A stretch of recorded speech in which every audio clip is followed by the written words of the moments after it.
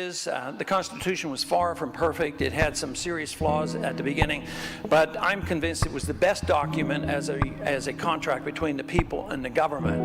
And yet, not too long after it was established, the erosion started. But I would say that in the last 100 years, there's been serious erosion. But it's more rapid now than ever before. I think our freedoms are disappearing. I think what was happening today is you as a generation are inheriting a mess. You're inheriting a mess. It's overcommitment overseas, overcommitment here at home within the entitlement system, and you'll be inheriting a currency that has no value. The value depends on trust, and the trust is waning, and therefore the value of the currency is going down. So you're inheriting this, and you as a generation will make a decision. But the basic question you have to ask is, what should the role of government be? The founders asked that question, and they came up with a pretty good answer. They said the role of government ought to be but one thing: protect liberty. That's the purpose of government. That should be the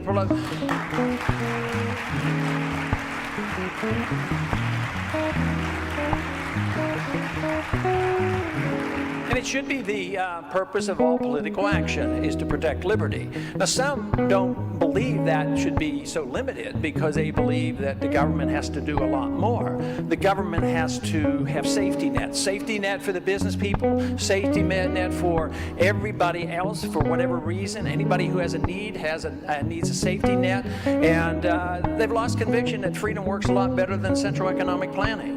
But central economic planning fails.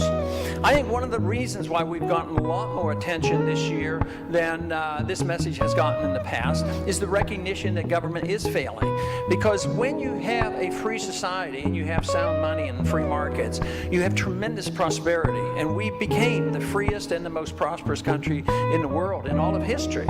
But all of a sudden, people are feeling not so rich anymore, and they're realizing that it's based on debt.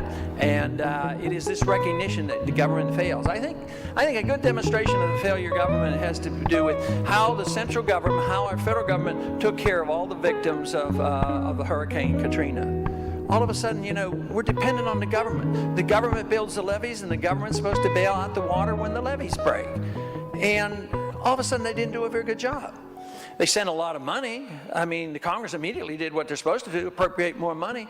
But the job was overwhelming. They said, well, let's pass up some checks because people are, need some money. So they started passing out $2,000 checks to anybody who got in line.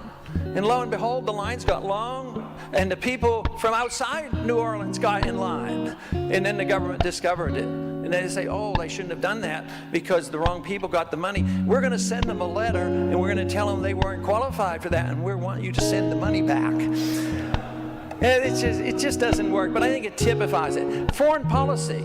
I mean, how successful on foreign policy? We're supposed to spread democracy, but we've been doing that since Woodrow Wilson. Woodrow Wilson was the idealist. He said, we're going to, make the world safe for democracy.